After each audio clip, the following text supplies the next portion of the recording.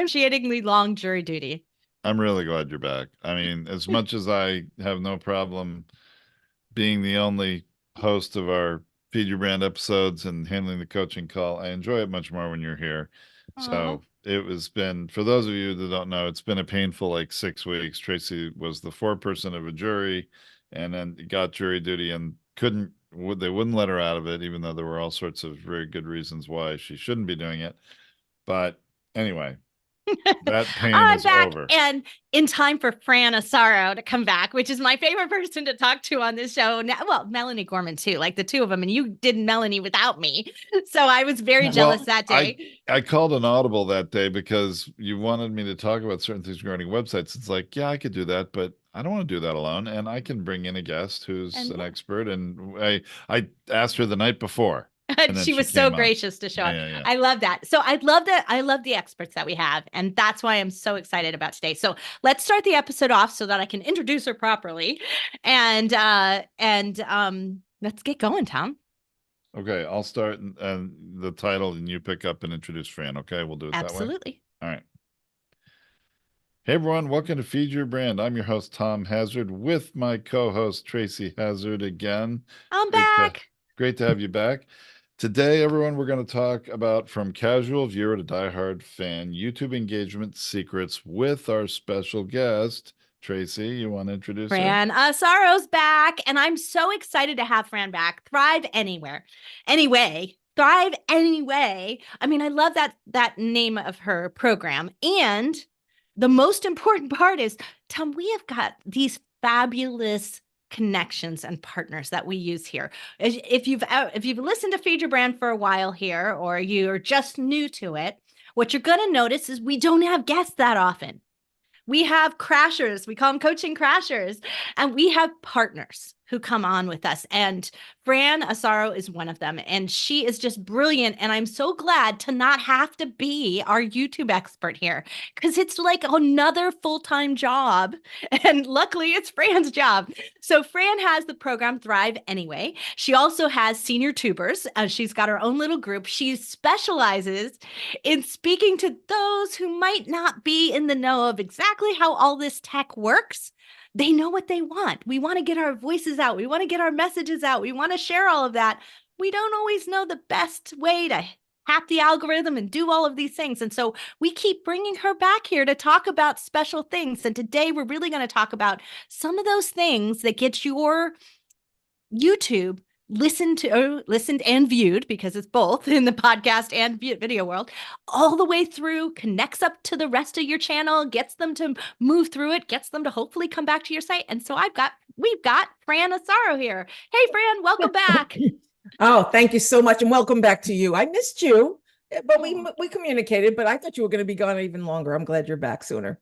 Yeah, absolutely. Well, Fran, we've talked in the meantime about even deepening our partnership, which is I'm so grateful for, because there's so much going on in podcasting today. And Tom, you read this article that you and I kind of both somewhat disagreed on. Was it in the New York Times, or what was it, where it was saying that video podcasting was like the thing? Was it New York Yeah, Times or? it was New York Times. Thanks for preparing me ahead of time so I could have it Sorry, here I with just me. dawned on Yeah. me. Welcome to my But world, Tom. I actually have it printed out in the next room, and maybe I'll run and get it because there are some very interesting things this article said that I completely disagree with.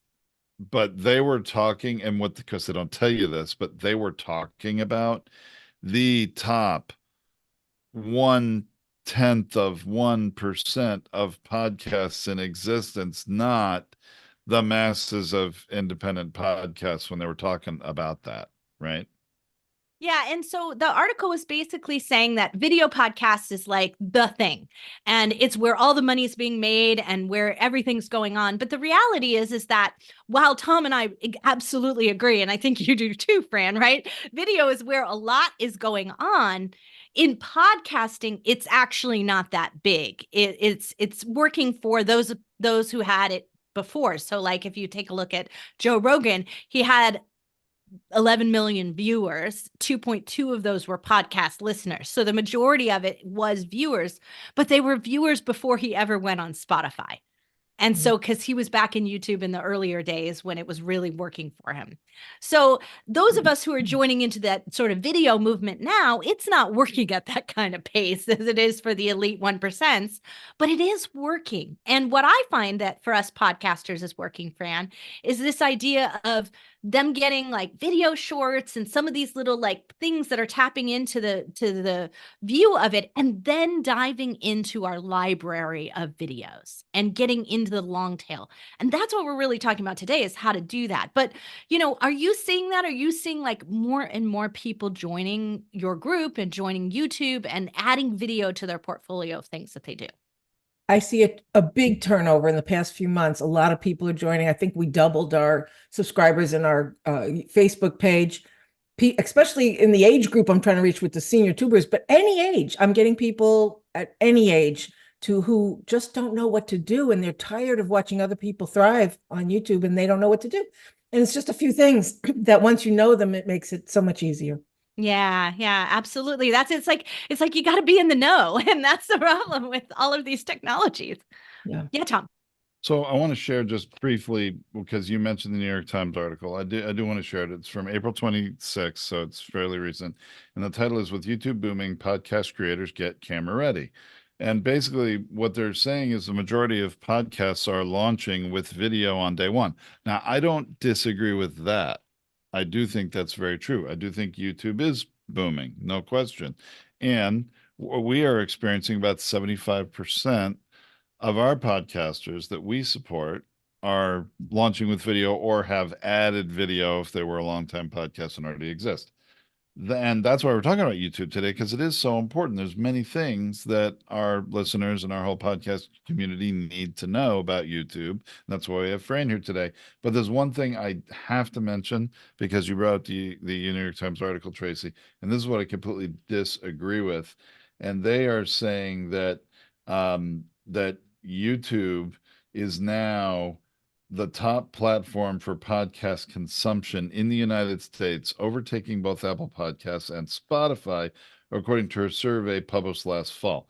That is garbage. And it's one of those things. But it's true. As I just mentioned, it's true for the Joe Rogans of the world, but they already had the larger video audience before they added their podcast audience. Different in the model. Well, not only that, when you dig into the survey they're talking about that was published last fall, what it really talks about is they were only surveying a very small number of podcasts, like 10. And they were all top podcasts, nationally known celebrities, and so for TV and movie shows, and music celebrities, right? And for their shows, they're viewed more on YouTube than anything else. But for the record, in the podcast ecosystem, I want everyone to understand, because we see thousands of shows, analytics hosted on Podetize and on other platforms. Apple Podcasts is still the dominant listening app for the majority of them. Okay. Literally at least 50 to 90% of listens happening through YouTube. Spotify is always usually a single digit percentage of their listenership. The highest I've ever seen it is 13%.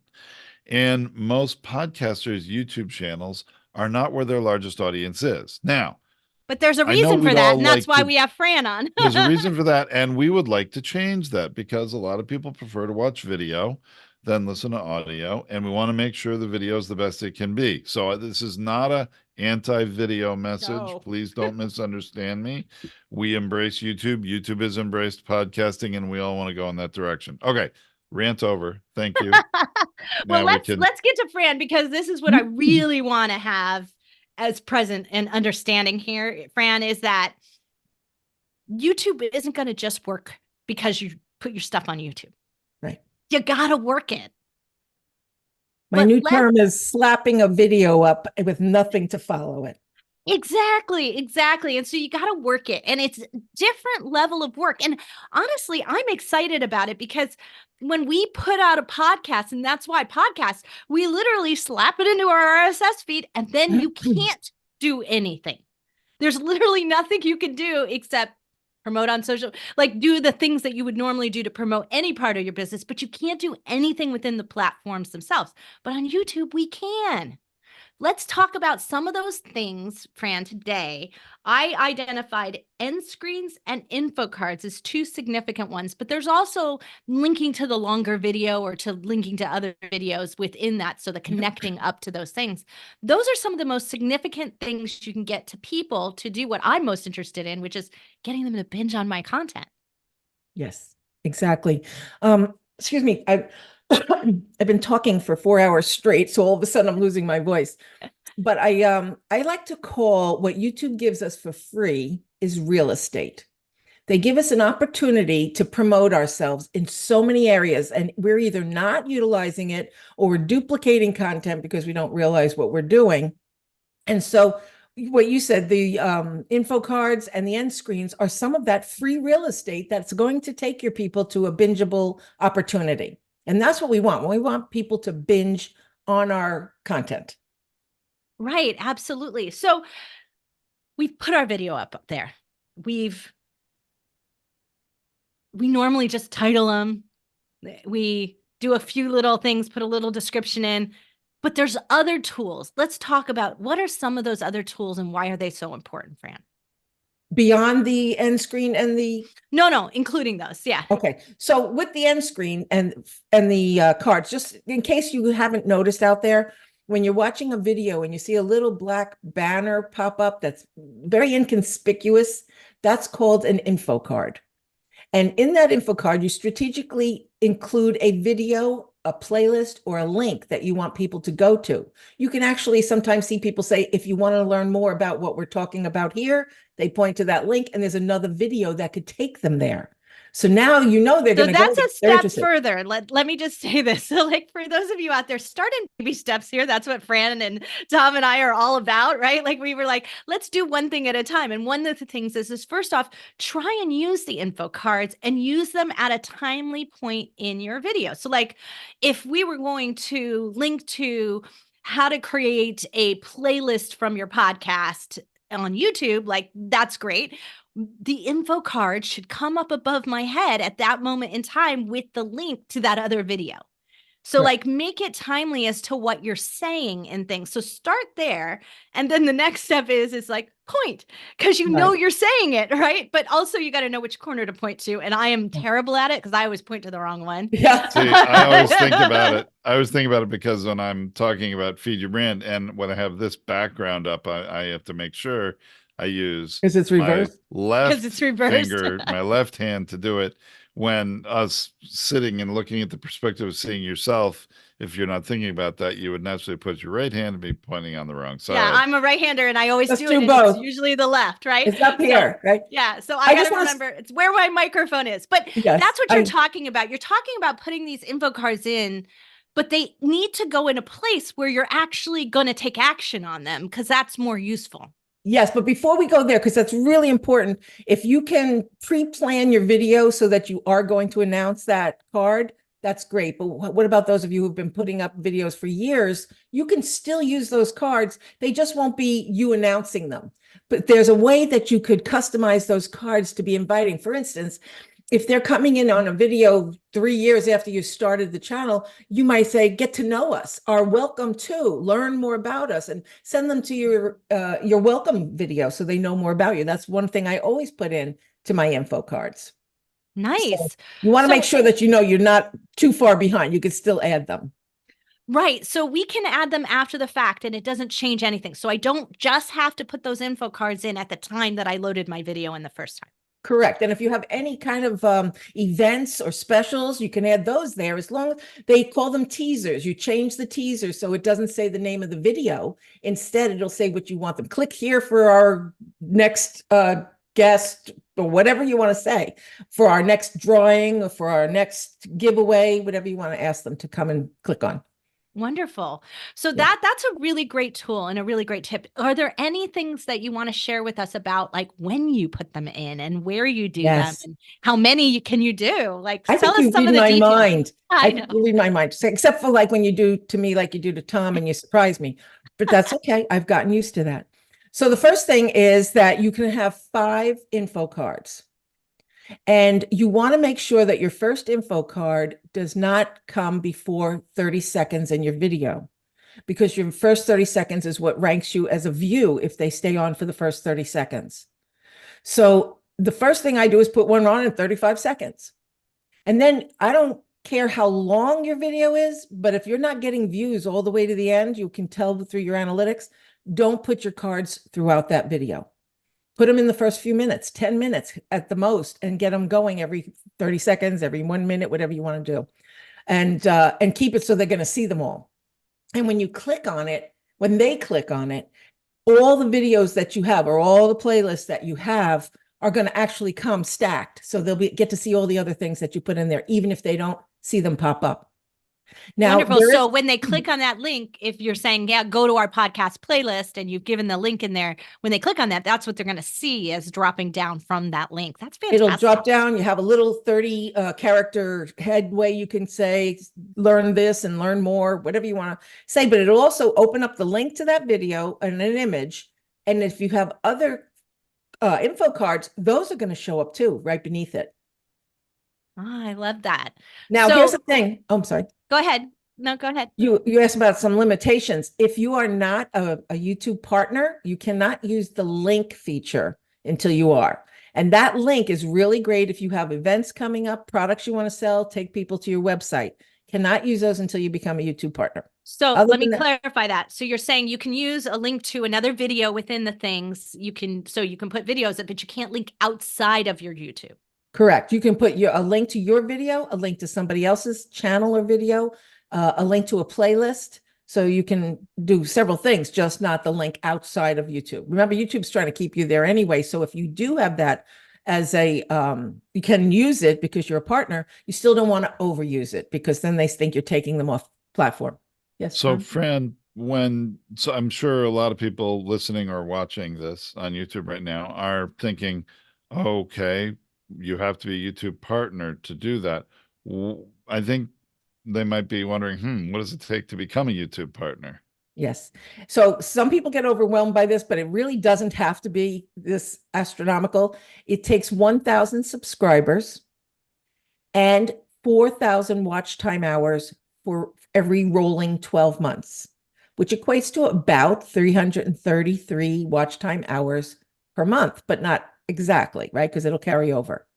And once you become a YouTube partner, you have a lot of advantages, not just the link. There'll be so many other things. I don't know if you want to wait till another time when we talk about that. But what you do is there are certain strategies you can have, and that would have that happen faster than others.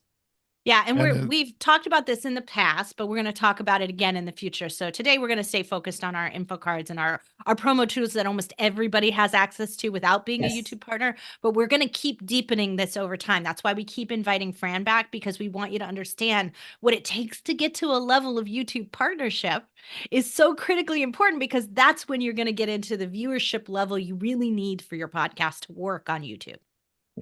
I always tell people you could start making money on YouTube today without being a YouTube partner, but the perks that you get as a partner are just amazing. You can have memberships and you can have your merchandise right there on your page, on your channel. But definitely you could start making money today with what you have. And isn't the same criteria to become a YouTube partner that the same as what you need to be able to actually make money through YouTube ads through your videos? Yes, AdSense. Yep, exactly that. So you'll get notified when you reach the criteria, and then you'll have an invitation to join the program and to join AdSense. Okay. So let's go beyond info cards. What's an end screen? Oh, end screens are great. If you don't put up an end screen, that lets YouTube put up whatever they want after your video's over. What do you want people to do after your video? That's what you get to decide if you utilize end screens. So what happens is you have a choice of up to 4 elements.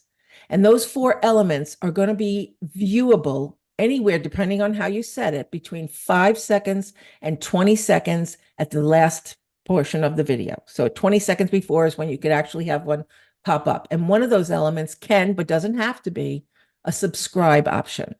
So sometimes you'll see people's faces or a round circle. That's a subscribe element. And then you could put up videos. And the more strategically you put it up, the better people will take action. So if your video was about one thing and you have some videos that elaborate it, or a playlist that will elaborate, that's probably the next video you could use. So you can do the same thing, right? In the end screen. So you can have subscribe, you can have playlist, you can have a video, the next video. What else? Is there any other option? You could have a link, but you can't until you're a YouTube partner. So you still can't link out. So it's the same kind of model as the info cards when you're a non-partner or not yet a partner. Some of the things to know about that is that where you place them and the time you place them in that last 20 seconds is very important, because you might be covering any of your calls to action or the other person who's speaking. So you want to position them and then play the video to test it to make sure they didn't cover anything. That's one way of doing it, or not putting as many elements up. But if most people use Canva these days, if you go into Canva, you can build your own template for your end screen, where it gives you blanks for where you can put your videos on, and you're subscribed. So it's leaving squares in a circle. You can have them customized where they're animated, tell people what you want them to do next, and you add that to your video at the end before you upload it to YouTube. So you put it in your final bumper. And so for all of those of you who are Podetize clients, or who are membership of our community, or anyone who reaches out to us, we actually have the template already all lined out for you. So we have our usable area, and it outlines, like, if you put a video, if you put one of the end cards here, it goes here on the right, it goes here on the left, and gives you the spaces to leave so that you put your text or anything that you want to do, or where you might put arrows and animations. It shows you exactly the space you have left to do that. So we actually already have that done for you. So we'll have that in the blog post for this episode at podcastersunited.org, and you'll be able to access this. It is also in our tip library and resource library over there on Podcasters United. So we want to make sure everybody has that.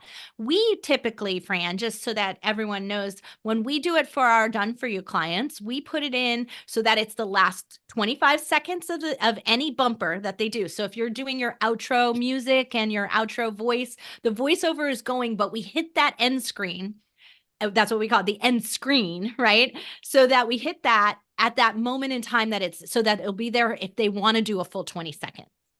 And so that's what we do. And usually we'll do like a quick little 5-second animation of their logo going in and out, and then it blanks out and leaves the space. Okay. You just might want to check so that it's not blank squares and a blank circle for too long. No, we don't leave. And that's one of the things we recommend. Don't put the squares, but you leave the blank space. So you might have your, like, subscribe to the Binge Factor, like that's my show, right? And it has little arrows and everything, and it's above where those other spaces go. So that's still there animating on the screen. So it's showing up, but it's not showing up as empty squares for 5 seconds. No, we don't want to do that. Yeah. Okay, great. Yeah, don't put an outline around the space, because what if they change their size? It's like, then you're stuck. Yeah. Okay, good. That's good. And so you have, for some people who are going to make their own, they need to know that. Don't put it in for more than 20 or 25 seconds for you. And make sure you leave room for changing things up later on, because you can change end screens anytime. So if you have new updated information, new welcome video, or new link that you want to send, now you can send links. You can change that anytime. That's my favorite part about this tool, Fran, because this is one of those tools, both the info cards and these end screens, is that they are not locked. So you can do them and change them in the future. So now if you were doing a promo for a video that you've got for a book that is coming out, and the book comes out, now you can do, if you're a partner, you could do the external link to the book page, right? So, and you could put them side by side. I love that model that YouTube has created. It creates a dynamic promotion for whatever's relevant today. Yeah. One of my favorite features, which was gone for a while, and whoever's heard me here before, I use TubeBuddy. It's my best friend for YouTube, right? TubeBuddy has a feature when you're doing your end screens and your cards, that you can save it. If you say, you know what, I like this, I don't want to have to keep doing this at every video I upload. They now have a template capability. So you say, I like this, you save it, you name it. You can have a few of them. So you say, this one I'll use for all of my videos about my events, or this one I'll use for all my interviews or podcasts. And then you just click on it and they go right into the right spot and the right timing. That's fantastic. Yes. Now, let's talk a little bit about YouTube Shorts. So YouTube Shorts doesn't quite work the same way in terms of like end screens and info cards and stuff like that, but it does have a link to the longer video. So like if you've got like a little clip excerpt from this show, we could link to the full length video. What else? Is there anything else available in the YouTube shorts we can do? Well, first of all, you can use, most people are using Opus Clip or whatever they use to make shorts. And when they do, they could use that to go to any video. It can go to any long form video. And they usually use the long form because shorts are good for getting you subscribers and people showing up, views. But the long form is where the money is, right? That's where you're actually going to make your money. So you want to bring them there. You want to make shorts very strategic. They have to be highlighting what your video is about and enticing them, be like a trailer. So the more, the better. And I also use clips. I don't know if anybody knows about clips. They're free. And you can take clips of a portion of a video up to a minute and send it to somebody. And it could be a part of your long form video that you just want to share with them. And if they like it, the only option they have is to go to long form video. There's nothing else for them to do. So it's really a good feature too. Yeah. So what Fran's referring to is that if you're in any video and you're watching any video, you can take a clip from any section. So if I was like, Tom, this is so cool, you should listen to this like piece of what somebody said. It's a great piece of advice. You can clip that, share it with them. And then when they get it, it sends them right back to the full length video. And the clip is highlighted, if I remember right, when they get into it. So they could go straight to the clip or they could watch the whole thing. Yeah, the clip is actually a separate entity until they click on see the full video. So what shows up is just 60 seconds or 40 seconds, and then nothing else to do but to share it. So it's good for posting on social media. It's good like you said, you see Tom and you want to share a piece of it to remember, put it in a little library of these clips because you get to save the link and you get to use it for wherever you want, other social media. Right. And so this is also a tip. If you're having trouble with your guests sharing your video, so you had a guest on the show and they were really great and then they didn't share on social like they should. I found this as a way to get them to do it because you're doing the work for them. So if you clip the piece that you really want them to share, right? And so typically we do it, we send them the video clip so that it's easy for them, but they don't always do it because then they have to upload it. But if you share a clip, tag them in it and say, hey, this is where you were really brilliant. Like you said, this was such a great tip you said. Very often they'll reshare that. And that is just really easy and an easier way to get that momentum going. I love that. I love that. Sounds like video ego bait, Tracy. That's right. Really, that's right? Exactly what it is. Well, so Tracy, we've talked about these clips you can do through YouTube, and while that's very convenient, and obviously we're hearing about some great features of it, YouTube doesn't have any AI that's suggesting the clips yet. Is that right? Yet. You have to actually go and choose the beginning and end of the clip yourself, right? Correct. And I hear that it's been around before Shorts, but I didn't know about it till after Shorts. So I can't tell you exactly. So I've been using it for a while. What I'm really waiting for, and I think they're going to do next, is that you'll be able to take the clip and make it a short. Oh, that would be great. Actually cut it. You know what I mean? Like it's coming, but this is what I hear, but I haven't seen it happen yet. But yeah, so I think that would be, so then you could just clip. So can you imagine? I mean, it's going to put Opus Clip and some of those companies out of business because you'll just go into YouTube. Its AI will suggest up the sections. Yep. Then you just go and clip it and say, make it a YouTube short and it's done. Exactly. And then all the sharing. Could. I'm sorry. Right. It certainly could hurt those companies like Opus. Although, you wonder, is YouTube going to make it easy for you to download those clips from YouTube and use them on social media? I don't know. YouTube, I mean, other than letting you share any long form video, and I guess they let you share shorts the same way on social media. Who does Opus Clip? YouTube? No, YouTube. Okay. I mean, can you? You just have to copy the URL and drop it in somewhere. It doesn't really work as well. Yeah. But anyway, I think that it's a great feature, and I hope YouTube keeps expanding it and making it, AI help, select clips. But then, how else can you use them? Are they going to limit it and really only want you to use them within YouTube, right? That's why I'm surprised they haven't done it so far, right? Like, because that would keep you within YouTube. If it was so much easier to put it in a YouTube short, why would I even bother to use TikTok, right? Like I think should be their thinking. But Right. we'll see. We'll see what happens. Well, Fran, is there any other ways that you can sort of kind of, I'm going to say, cross promote between shorts and your long form video? Well, first of all, a lot of people don't use all the shorts they can get. All right. They're sharing one or two. I'd suggest that you use as many as you can, and don't forget to use them over again. So some people use them once, and the amount of people who get to see that short is a fraction of the amount of people that you're exposed to, that you have access to. So share it again in a month, share it again, whenever you can. Most people aren't going to see it, but definitely use those shorts beyond YouTube. Put them on TikTok, put them on Instagram, put them as your stories and your reels. Now, those will not be shorts from YouTube. Those will be ones that you save to your desktop.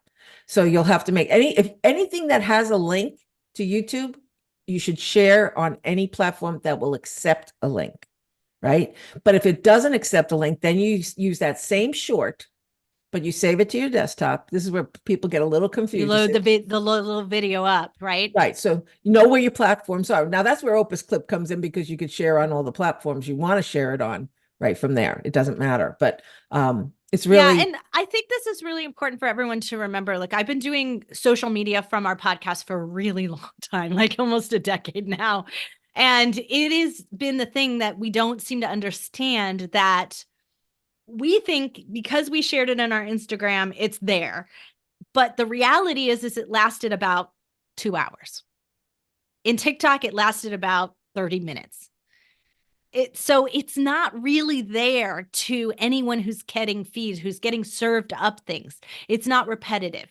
It is on LinkedIn, though. I do not recommend resharing and resharing and resharing the same thing on LinkedIn. Mhm. And I do not recommend doing that on Pinterest. Those are the two places I wouldn't reshare that often.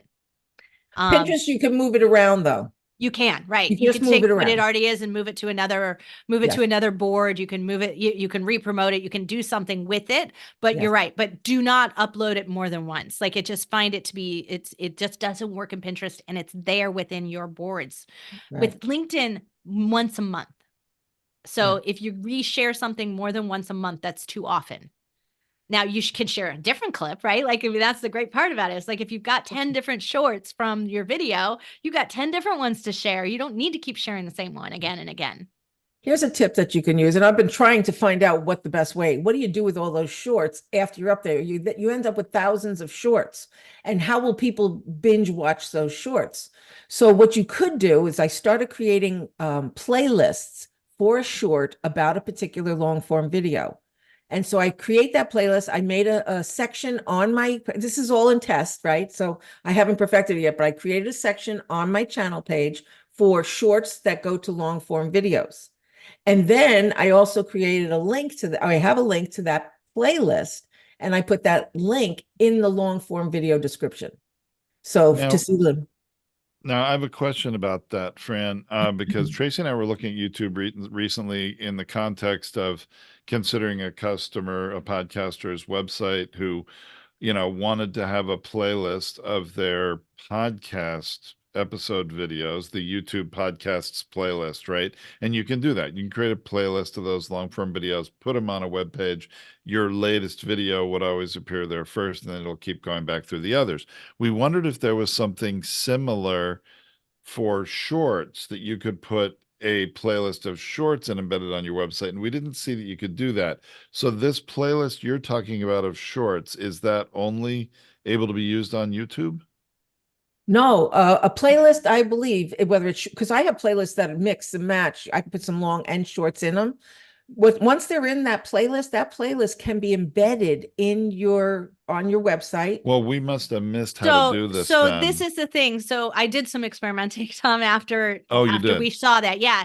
So it doesn't look like a regular YouTube Shorts playlist. It's not a vertical. It actually has the big black bars out to the side. It puts it into a regular YouTube playlist. So you can create a regular YouTube playlist of any set of videos. So let's say we said, okay, we're going to put all of our Fran Asaro clips and videos all together into one big playlist. And we have a Fran Asaro Asaro playlist. And then that way we could embed it at the bottom of our blog and say, hey, if you want to, binge watch everything that Fran has to say, go here. And it's an entire playlist of everything. So you could group them by topics and other things like that.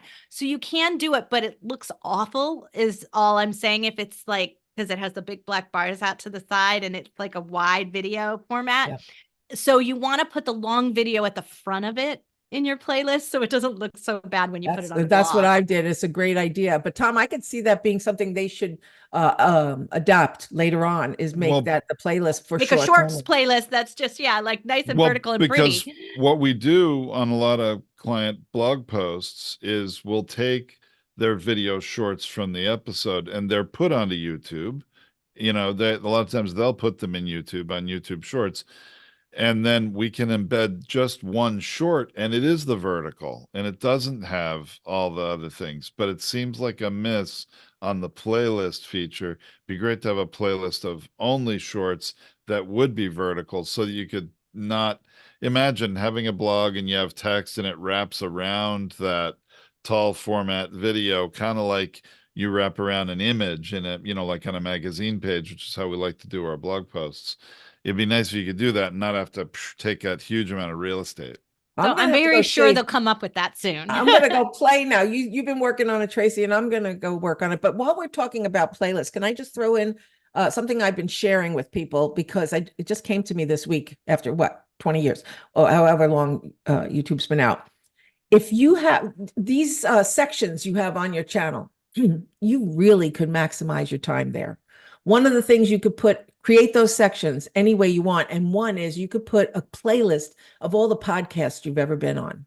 So you can't use somebody else's material, but you could put it there. They'll still get the benefit if they hit on it, but everybody's going to see everything you've ever said if you want it there, which is a great thing to share. We do this all the time. We call it you're getting interviewed or whatever that might be. Put them on the channel at the bottom. It's like hear more from Tracy, hear more from Tom, right? Hear more from Fran. And you could put all the groupings of all of those things in playlists. And we do have an entire section on ours that way. And we recommend this because it's a great way for somebody who's thinking about hiring you to hear you on somebody else's show, right? And not just all your own content, right? And so we also do this with just your podcasts. When you've been like the audio, you've been a guest on other podcasts.